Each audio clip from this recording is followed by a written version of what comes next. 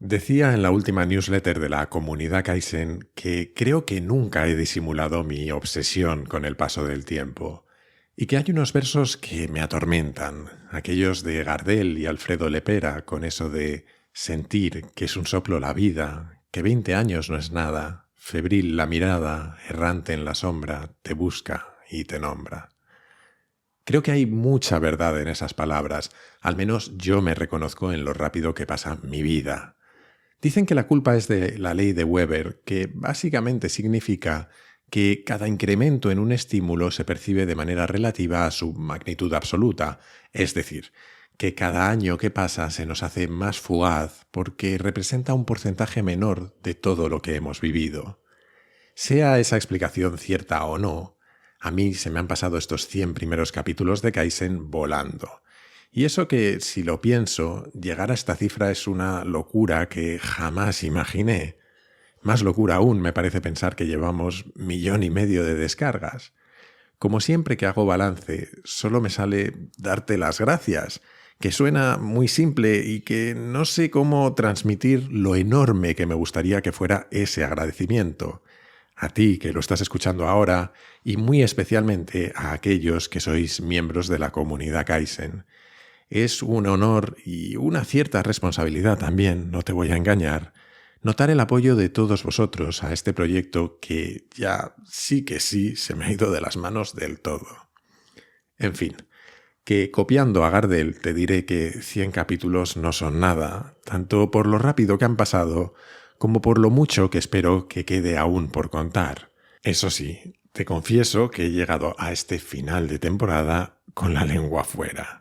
Es cierto que ha sido una temporada en unas circunstancias estresantes y raras para todo el mundo, no solo para mí, y que además, precisamente por llegar a la cifra redonda de 100 capítulos, la he hecho más larga que las anteriores. En resumen, que necesito unas vacaciones y que me voy a tomar un par de meses al menos, hasta mediados de septiembre, calculo.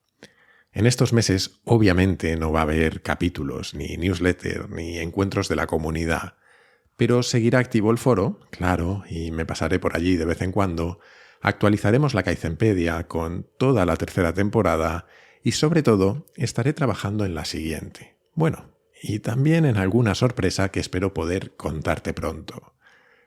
Dada la menor actividad alrededor del podcast de estos meses, desde el día de hoy, tu cuota, si eres miembro de la comunidad, se reducirá automáticamente a la mitad hasta que empiece la siguiente temporada. Y si no eres aún parte de la comunidad y te apetece, quizás sea una buena oportunidad para unirte. En fin, contado todo esto, vamos a por el capítulo de hoy. Y me gustaría empezar haciéndote una pregunta bastante personal. Pero no te preocupes porque obviamente no voy a poder oír lo que respondes, así que hazlo con sinceridad. De 0 a 10, ¿cómo de feliz dirías que eres? ¿Lo tienes? Pues empecemos. Aunque lo cierto es que no sé muy bien cómo empezar este capítulo, porque en ocasiones me parece que vivimos en un mundo dominado por esos escaparates en los que hemos convertido a las redes sociales, donde siempre o casi siempre mostramos nuestra mejor cara, los planes más divertidos o las comidas más apetecibles. Muchas veces incluso tengo la sensación de que cuando nos permitimos ser vulnerables y contar en esas mismas redes sociales que las cosas no van bien en algún aspecto de nuestra vida, no dejamos de hacer un poco lo mismo. De alguna manera reclamamos una dosis rápida de dopamina en forma de likes, retweets o comentarios. Algo que nos haga sentir bien, aunque solo sea por un instante. Así que en este mundo tan aparentemente feliz, supongo que tengo una pequeña confesión que hacer. A mí me cuesta ser feliz. No me malinterpretes, no te preocupes, no estoy triste ni mucho menos deprimido, nada por el estilo. Esos son palabras mayores que, sin duda, en algunos casos hay que tratar con especialistas cuando se sufren. Pero no es eso. Simplemente, si yo tuviera que responder a esa misma pregunta que te hacía, mi nota, la mayor parte de las veces, sería alrededor del 6. Ahora está más cerca del 7, eso sí, será porque veo asomarse las vacaciones por el calendario. En cualquier caso, no es que esté mal. Ya quisiera yo haber sacado un 6 a la primera en más de una asignatura de la carrera y no tener que presentarme unas cuantas veces más hasta aprobar. Pero cuando solo tenemos una vida y hemos crecido educados en que lo más importante en esta vida es ser felices, pues un 6 como que sabe a poco, ¿no? Y no solo sabe a poco, sino que es frustrante a veces. No sé si tú te has planteado esto, pero si miro objetivamente mi vida, tendría que tener mucho más que un 6. Para empezar, por nacer en un país desarrollado y en paz, por no tener que temer por mi subsistencia, por tener un techo bajo el que vivir, por estar sano y que mi familia también lo esté la mayor parte de las veces, por tener un trabajo estupendo y una novia que me aguanta, si hasta tengo un podcast en el que contar todas estas chaladuras mías. Debería ser no un 6, sino un 12. Y sin embargo, casi todo el tiempo se siente como un 6. El caso es que esto no me pasa solo a mí, o eso dice la ciencia. La inmensa mayoría de nosotros, independientemente de nuestras circunstancias, nos sentimos así. La estadística dice que habitualmente respondemos alrededor del 6.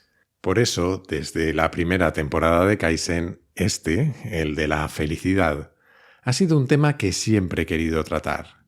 Y hoy, por fin, 100 capítulos después, ha llegado el momento. Antes, eso sí, déjame hablarte de otra cosa, aunque está relacionada. El capítulo de hoy no tiene patrocinador, no he querido que lo tenga, sino que, como en otras ocasiones, he preferido darte a conocer un proyecto social. En este caso, uno del que me vas a oír hablar en la próxima temporada unas cuantas veces. Porque resulta que hace unas semanas una oyente del podcast me contactó porque quería matar 2 pájaros de un tiro. Por un lado, apoyar el podcast y por otro, apoyar a una fundación con la que colabora. Me habló del proyecto y me gustó mucho. Tanto que acordamos que ella patrocinaría algunos capítulos para promocionar la fundación y yo regalaría otros. Se trata de la Fundación Ayuda Efectiva y tienen un planteamiento que resuena mucho con algunas de las cosas de las que hemos hablado sobre cómo tomar decisiones racionales. Y es que abordan su misión desde la perspectiva del altruismo eficaz, un movimiento que nació a medio camino entre Reino Unido y Estados Unidos y que tiene por objetivo no solo recaudar dinero y ayudar a otros, sino también identificar las causas en las que ese dinero consigue el máximo impacto. Para hacerlo no solo se basa en narrativas o intuiciones, sino en metodologías de análisis coste-efectividad, todo muy racional. Es una misión difícil, pero la verdad es que me parece apasionante. En esa exploración buscan problemas grandes, solucionables y desatendidos. Por ejemplo, su primer fondo está destinado a mejorar la salud en los países más pobres. Es un problema no grande, sino gigante, enorme, con enfermedades que afectan a cientos de millones de personas. Es un problema solucionable, porque disponemos de tratamientos muy eficaces para prevenir o curar esas enfermedades. Y por último, es un problema muy desatendido. El gasto en salud por habitante en España es más o menos 100 veces superior al de República Centroafricana o 17 veces el de Kenia. A partir de este análisis han identificado 3 problemas concretos a los que destinar su ayuda: la malaria, los gusanos parásitos y la deficiencia de vitamina A. Te hablaré más en el futuro de ayuda efectiva, pero ayudar a otros es una parte importante de nuestro propio camino para alcanzar la felicidad. Así que si te interesa hacerlo, o simplemente si quieres aprender más sobre ellos, te animo a visitar su página web, ayudaefectiva.org.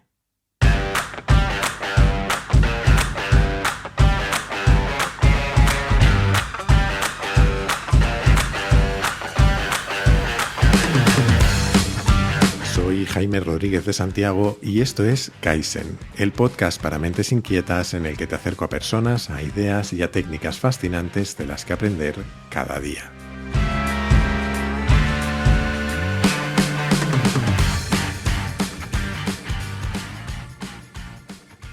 Pues sí, desde antes de publicar el primer capítulo de Kaizen, tenía ya una lista de temas con su posible título para intentar tratar algún día. Eran una mezcla de cosas que conocía y otras que quería investigar.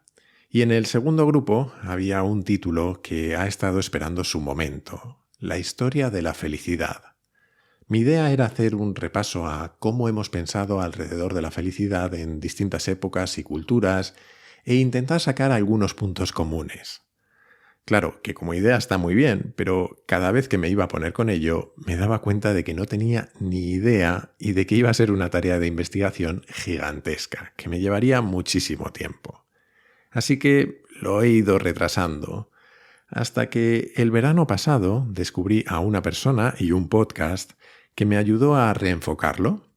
Ella es Laurie Santos, una profesora de psicología de la Universidad de Yale, que en septiembre de 2018 empezó a dar un curso titulado Psicología y una buena vida.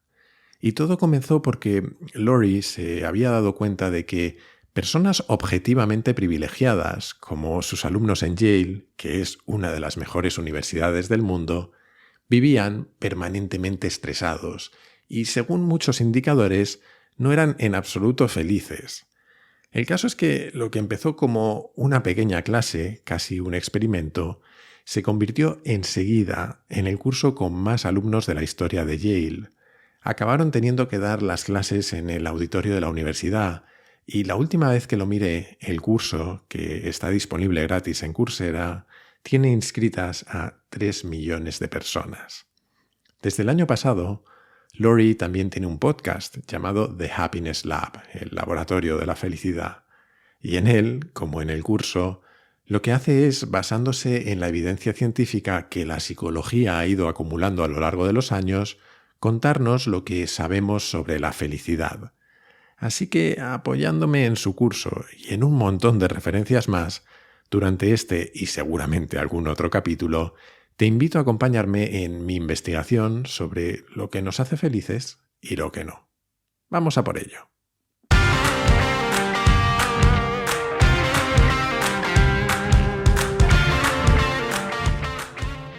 Una de mis frases célebres favoritas es de Bertrand Russell y dice que todo es difuso hasta un grado del que no nos damos cuenta hasta que intentamos hacerlo preciso.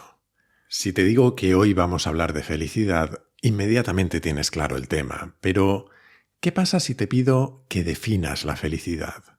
¿Cómo lo harías? Lo cierto es que no es nada sencillo, e incluso aunque tú o yo demos una definición, lo normal es que no coincidan, porque no deja de ser un concepto abstracto o ambiguo, o ambas cosas. Los propios psicólogos y los expertos en estudiarla no tienen una definición única. Daniel Kahneman, por ejemplo, hace una distinción entre el bienestar emocional y la satisfacción con la vida. El bienestar emocional está relacionado con experimentar emociones positivas, con cómo nos sentimos en un momento dado, en el presente. Es algo más emocional, lógicamente, y en cierta medida instantáneo, pero también fugaz. Por otro lado, la satisfacción con la vida es cómo nos sentimos respecto a nuestra vida cuando nos paramos a pensar en ella, en cómo es y cómo ha sido hasta este momento. Lo que pasa es que habitualmente no pensamos en nuestra vida, solo vivimos. Lo interesante es que el propio Kahneman ha hecho multitud de estudios al respecto, y hablaremos de alguno más adelante, pero cuenta que él empezó pensando que lo importante, lo real, era cómo nos sentíamos, ese bienestar emocional en el presente que te decía antes, mientras que la satisfacción con la vida eran simplemente historias que nos contábamos a nosotros mismos y que de alguna manera sería un resultado de lo anterior. Cuantos más momentos felices, más satisfacción con nuestra vida, y en general más feliz consideraríamos esa vida. Sin embargo, en esos mismos estudios, vio que las circunstancias que nos hacen experimentar emociones positivas y las que nos dan satisfacción con nuestra vida no son necesariamente las mismas. Las emociones positivas son principalmente sociales, tienen sobre todo que ver con estar con gente que queremos y que nos quiere, mientras que la satisfacción con nuestra vida, tal y como él la define, es mucho más convencional. Tiene que ver con nuestros objetivos vitales, con el éxito, con el dinero, la educación, el prestigio. Y aquí es donde viene el giro interesante. Él estaba empeñado en que esa satisfacción es irrelevante y diseñó, de hecho, programas de investigación para demostrarlo, pero vio lo contrario, que de alguna manera queremos aquello que nos va a dar satisfacción independientemente de si nos va a dar esas emociones positivas. Queremos tener una buena historia que contar sobre nuestra vida. Esta aparente contradicción entre lo que queremos y lo que nos hace felices es en muchas ocasiones lo que está detrás de que nos cueste conseguir ser felices. Porque parece que, como todo en la vida, la clave está en el equilibrio. O como decían los Rowling, no siempre puedes conseguir lo que quieres, pero al menos a veces consigues lo que necesitas. De hecho, mi definición favorita sobre la felicidad es una mala definición, porque incluye la propia palabra en ella, pero creo que se entiende. Sonia Lyubomirsky, o algo así, este es uno de esos apellidos trabalenguas, es una de las mayores expertas en estudiar la felicidad del mundo, y ella vuelve a la idea de Kahneman, pero la simplifica. Dice que la felicidad es ser feliz en tu vida y con tu vida. Necesitamos las dos para sentirnos felices, sentirnos bien en nuestro día a día y satisfechos con el repaso o el balance global de nuestra vida. De hecho, hay momentos en la vida en los que, como ella explica, te puedes sentir muy satisfecho y estar experimentando en ese momento algunas emociones negativas. Por ejemplo, cuenta que cuando sus hijas eran bebés, ella sintió la satisfacción de formar una familia y a la vez un montón de emociones relacionadas con el estrés, el cansancio, etc. Y al revés, podríamos pensar en una vida llena de emociones positivas, de estar constantemente con los amigos o de perseguir continuamente las mariposas en el estómago, de enamorarnos una y otra vez, de huir de la rutina y no construir nada que nos dé satisfacción en el largo plazo. Por cierto, la propia Sonia hizo un estudio súper interesante sobre cómo pensamos acerca de nuestra felicidad en distintas culturas. Pidió a participantes de dos países, Rusia y Estados Unidos, que en un papel con la felicidad en el centro fueran sacando conceptos importantes para tener esa felicidad. Los americanos fueron hiperconcretos: la familia, el dinero, el éxito, pasarlo bien, etc. Todo lo que vemos en las pelis de Hollywood, vamos. Los rusos, sin embargo, se movían en un plano mucho más abstracto y pusieron cosas como la salvación espiritual, la paz y la belleza, y el entendimiento entre los pueblos. Ojito con los rusos. Pero bueno, dejando de lado las diferencias culturales por un momento, que bastante tenemos con intentar ser felices en Occidente, parece que en esas dos componentes de emociones positivas y satisfacción global y en la tensión que hay entre ellas, en el fondo, la tensión entre disfrutar a corto plazo y construir a largo, es donde se esconden la clave y los problemas para afirmar que somos felices.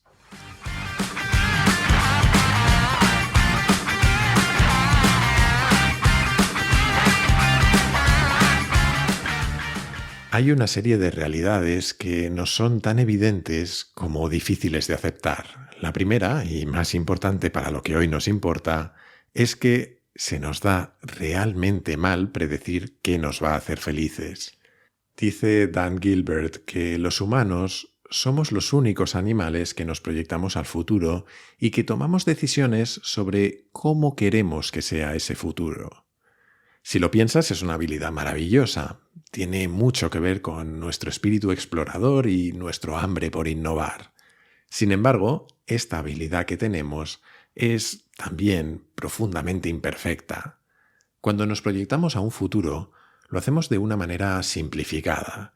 Como si de un cuadro impresionista se tratara, damos en nuestra cabeza una serie de trazos para representar aquello que nos parece más importante o emocionante de ese futuro. Y nos construimos una imagen mental de cómo será cuando llegue, basada en esos trazos. Muchas veces, además, la paleta de colores que usamos se basa en nuestros recuerdos. El problema es que nuestra propia memoria está profundamente sesgada por las emociones.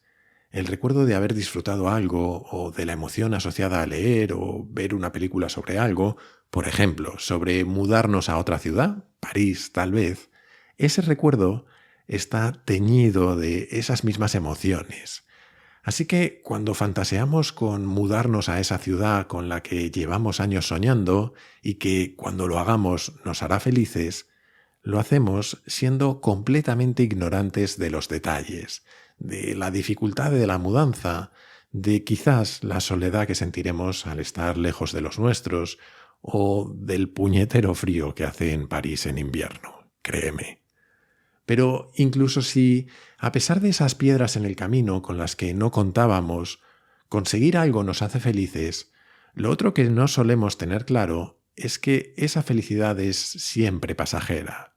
Hay un culpable de esto, precisamente otra habilidad humana que es absolutamente increíble, pero que tiene su lado oscuro, nuestra capacidad de adaptación.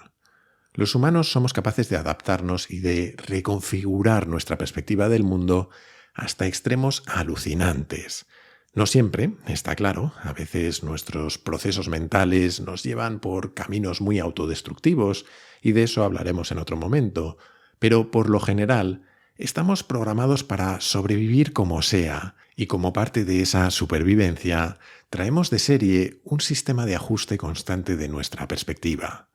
En lo relativo a la felicidad, un primer aspecto relacionado con esos mecanismos de ajuste se suele llamar adaptación hedónica, y significa que después de cambios positivos o negativos en nuestra vida, tendemos a volver rápidamente a unos niveles determinados de felicidad, hasta el punto de que este proceso se suele llamar también la rueda hedónica, creo, lo he traducido yo.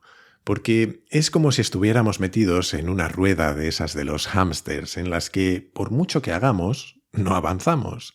De hecho, diversos estudios apuntan a que tendríamos una especie de nivel básico de felicidad, que es distinto para cada uno de nosotros y que en un porcentaje alto podría ser incluso genético.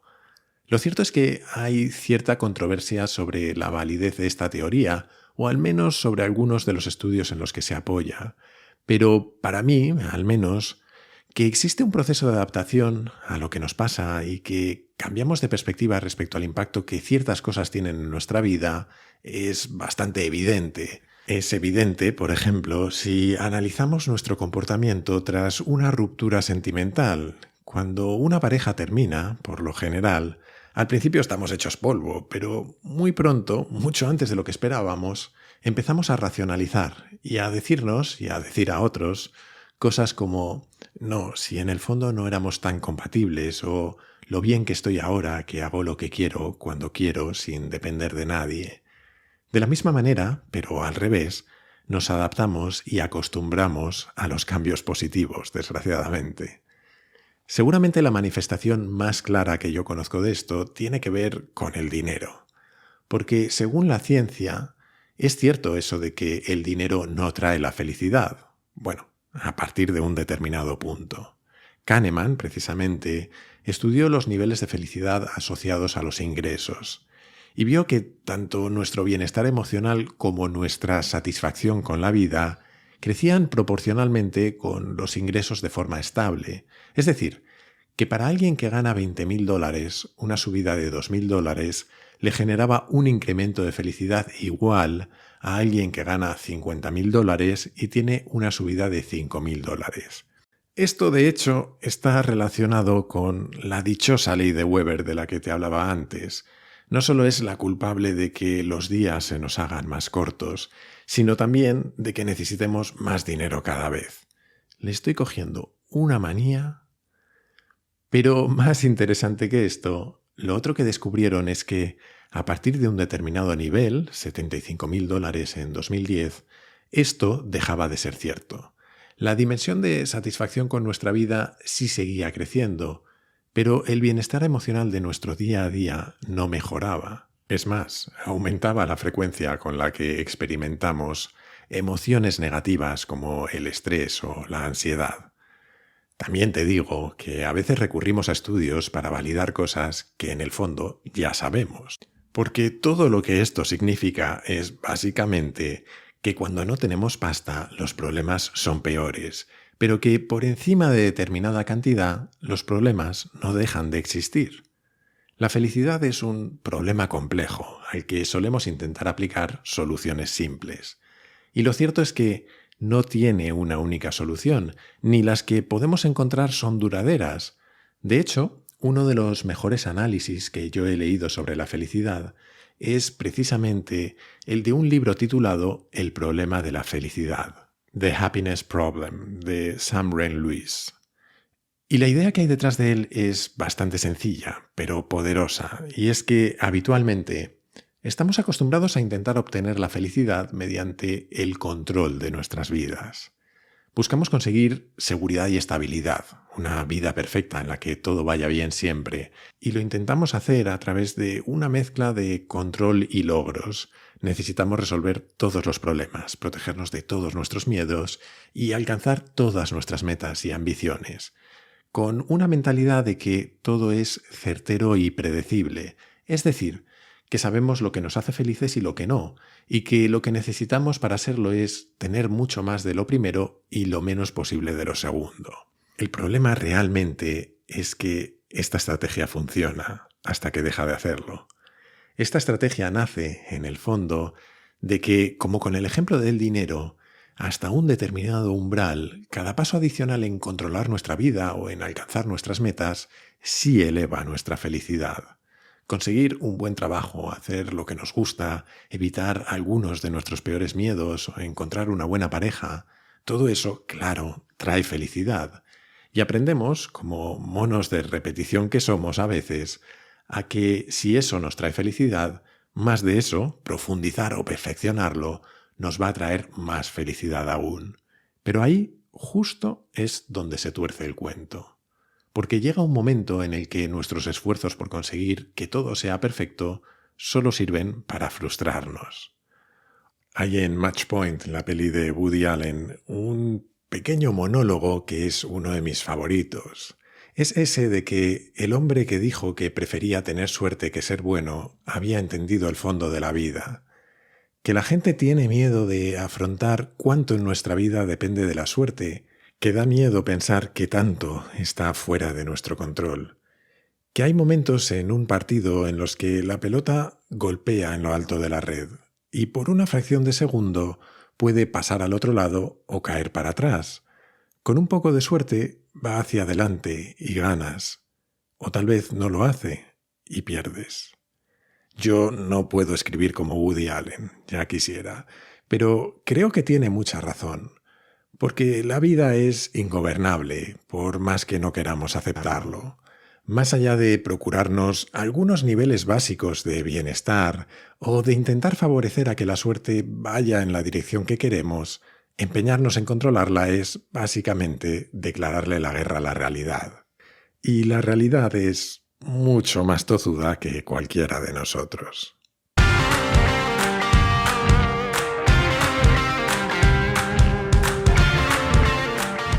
Pensándolo bien, tal vez toda esta explicación sobre los problemas de la felicidad se podría haber hecho mucho más breve, porque al final todo se resume en que lo malo de la felicidad es que no es un sitio que se alcanza y en el que nos podemos quedar a vivir para siempre, no es un destino, sino que es parte de un proceso continuo en el que, una vez que la alcanzamos, se diluye y tenemos que reencontrarla una y otra vez, con la trampa de que reencontrarla no tiene tanto que ver con buscar como con favorecer que aparezca.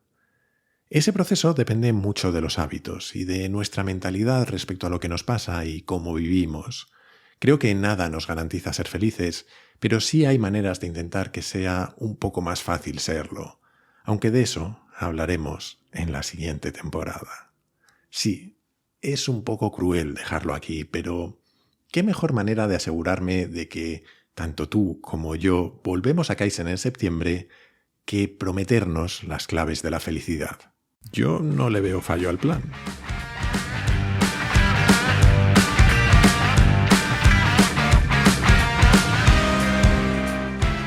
Hasta hasta aquí el capítulo de hoy y la tercera temporada de Kaizen. Yo me voy a buscar la felicidad bajo el sol del verano y a la vuelta te lo cuento.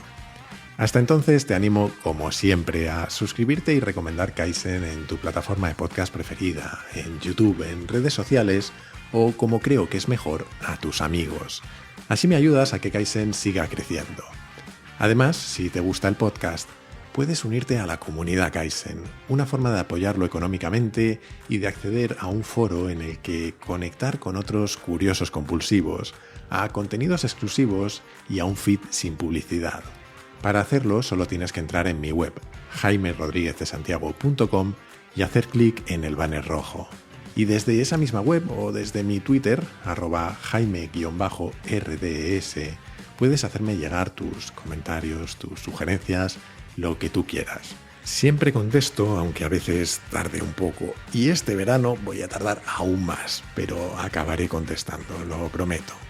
Y esto es todo por hoy. Como siempre, muchísimas gracias por estar ahí y hasta la próxima temporada.